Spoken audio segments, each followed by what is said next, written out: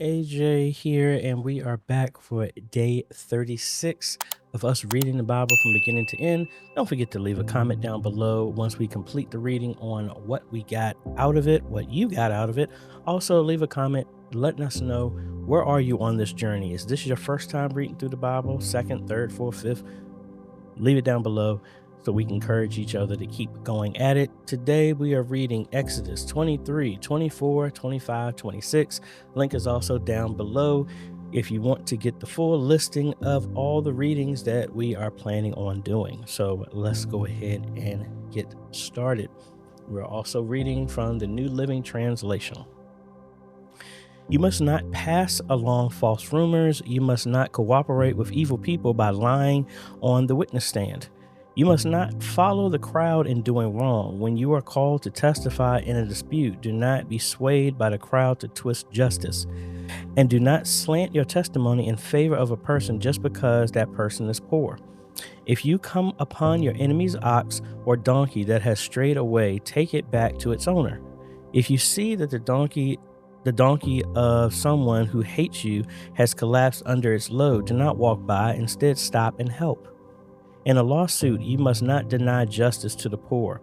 Be sure never to charge anyone falsely with evil. Never sentence an innocent or blameless person to death, for I never declare a guilty person to be innocent.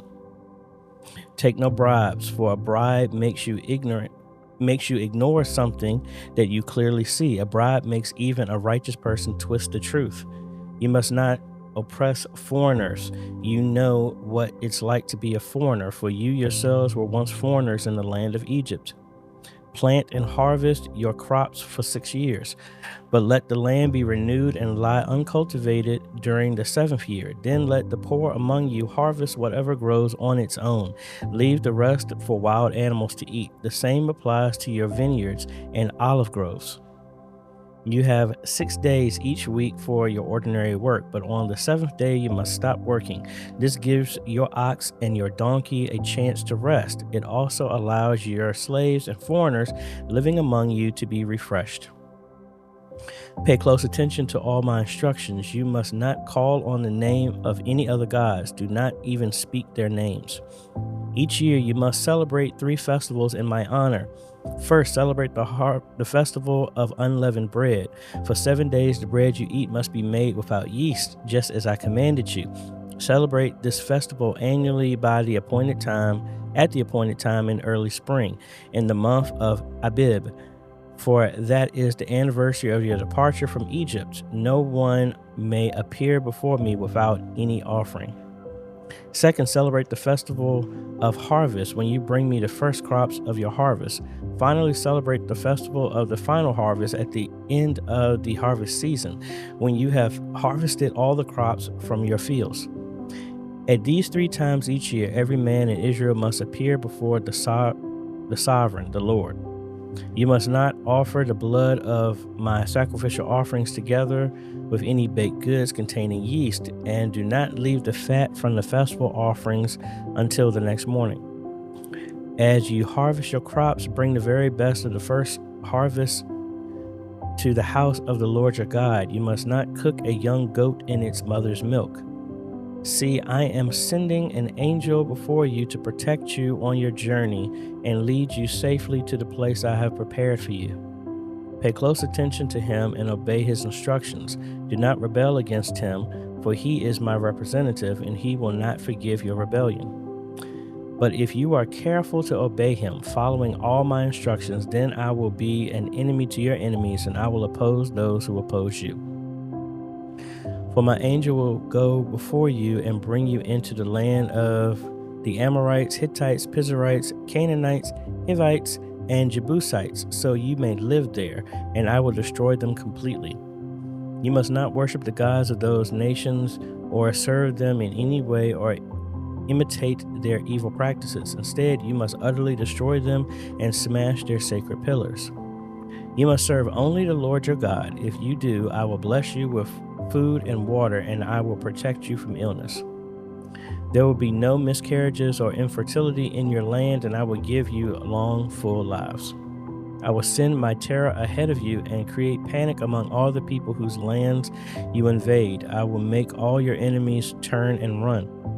I will send terror ahead of you to drive out the Hittites, the Hivites, Canaanites, and Hittites. But I will not drive them out in a single year, because the land will become desolate and the wild animals will multiply and threaten you. I will drive them out a little at a time until your population has increased enough to take possession of the land.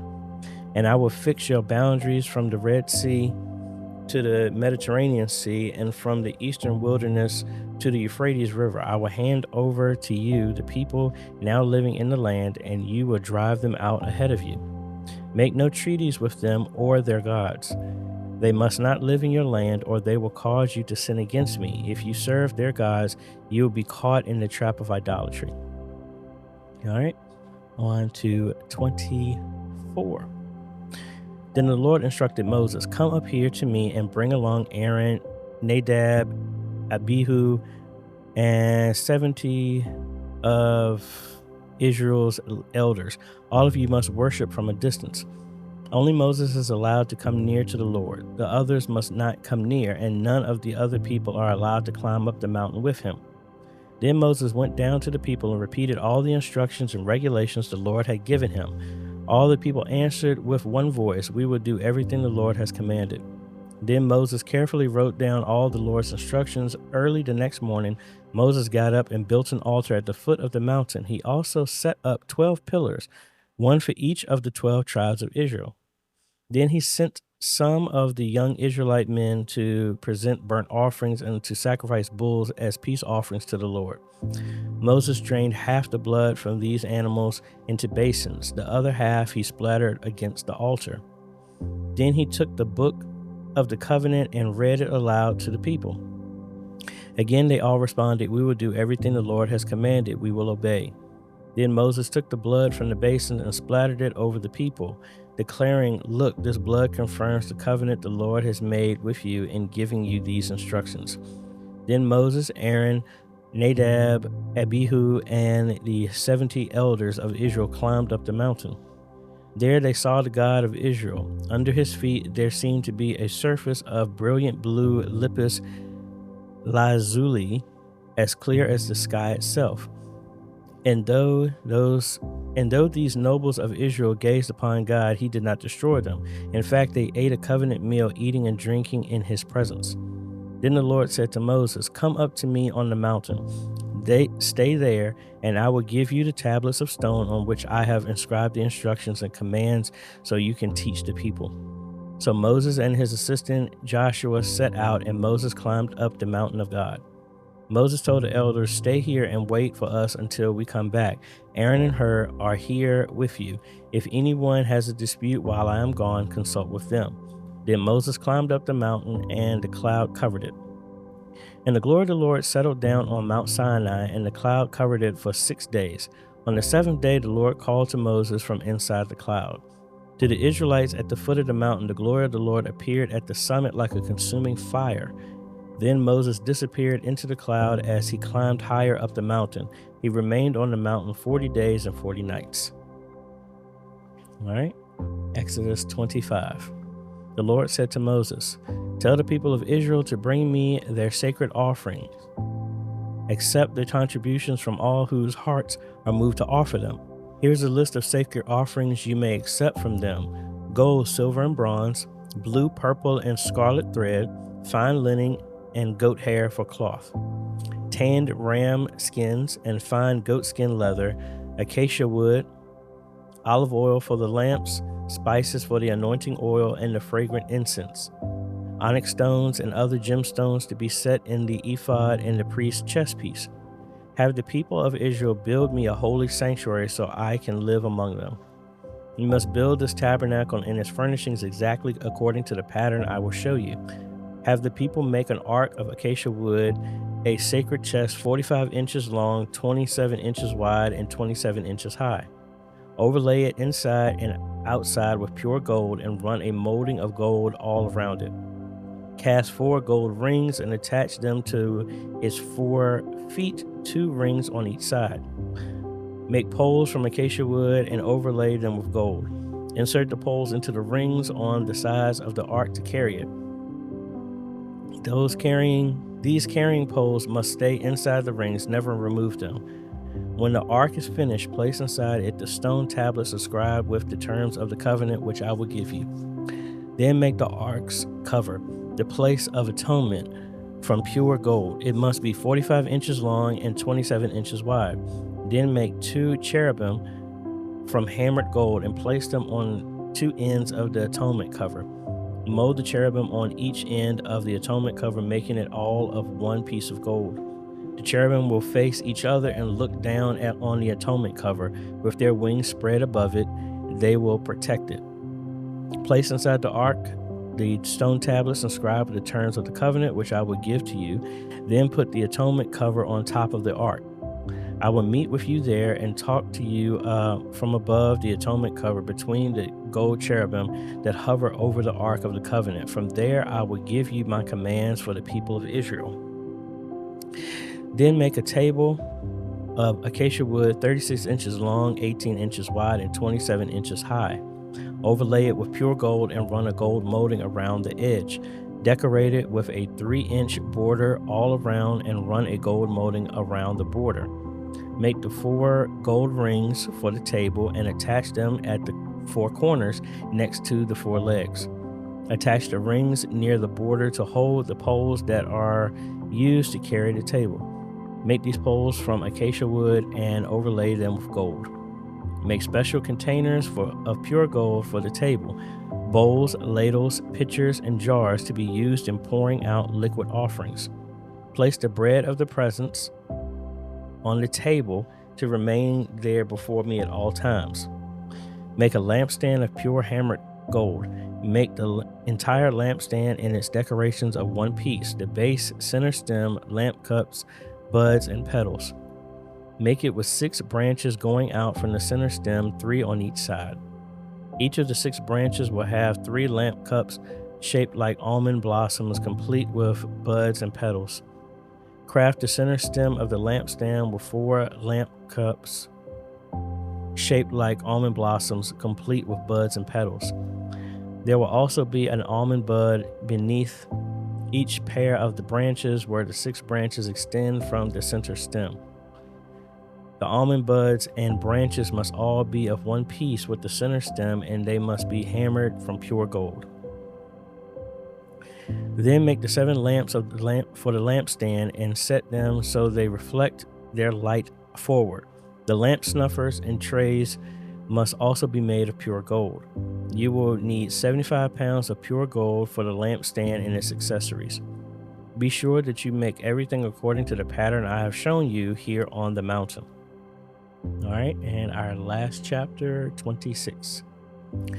Make the tabernacle from 10 curtains of finely woven linen. Decorate the curtains with blue, purple, and scarlet thread and with skillfully embroidered cherubim. These 10 curtains must all be exactly the same size, 42 feet long and 6 feet wide. Join 5 of these curtains together to make one long curtain, then join the other 5 into a second long curtain. Put loops of blue yarn around the edge of the last curtain in each set. The 50 loops along the edge of the one curtain are to match the 50 loops around the edge of the other curtain. Then make 50 gold clasps and fasten the long curtains together with the clasps. In this way, the tabernacle will be made of one continuous piece. Make 11 curtains of goat hair cloth to serve as a tent covering for the tabernacle. These 11 curtains must all be exactly the same size, 45 feet long and 6 feet wide. Join 5 of these curtains together to make one long curtain and join the other 6 into a second long curtain. Allow 3 feet of material from the second set of curtains to hang over the front of the sacred tent. Make 50 loops for one edge of each large curtain. Then make 50 bronze clasps and fasten the loops of the long curtains with the clasps. In this way, the tent covering will be made of one continuous piece. The remaining 3 feet of this tent covering will be left to hang over the back of the tabernacle. Allow 18 inches of remaining material to hang down over each side so the tabernacle is completely covered. Complete the tent covering with a protective layer of tanned ram skins and a layer of fine goatskin leather. For the framework of the tabernacle, construct frames of acacia wood. Each frame must be 15 feet high and 27 inches wide. With 2 pegs under each frame, make all the frames identical. Make 20 of these frames to support the curtains on the south side of the tabernacle. Also make 40 silver bases, 2 bases under each frame, with the pegs fitting securely into the bases. For the north side of the tabernacle, make another 20 frames, with their 40 silver bases, 2 bases under each frame. Make 6 frames for the rear and the west side of the tabernacle, along with 2 additional frames to reinforce the rear corners of the tabernacle. These corner frames will be matched at the bottom and firmly attached at the top with a single ring, forming a single corner unit. Make both of these corner units the same way. So there will be 8 frames at the rear of the tabernacle set in 16 silver bases, 2 bases under each frame. Make crossbars of acacia wood to link the frames, 5 crossbars for the north side of the tabernacle and 5 for the south side. Also make 5 crossbars for the rear of the tabernacle, which will face west. The middle crossbar attached halfway up the frames will run all the way from one end of the tabernacle to the other. Overlay the frames with gold and make gold rings to hold the crossbars. Overlay the crossbars with gold as well. Set up this tabernacle according to the pattern you were shown on the mountain. For the inside of the tabernacle, make a special curtain of finely woven linen, decorated with blue, purple, and scarlet thread, and with skillfully embroidered cherubim. Hang this curtain on gold hooks attached to 4 posts of acacia wood. Overlay the posts with gold and set them in 4 silver bases. Hang the inner curtain from the clasp and put the Ark of the Covenant in the room behind it. This curtain will separate the holy place from the most holy place.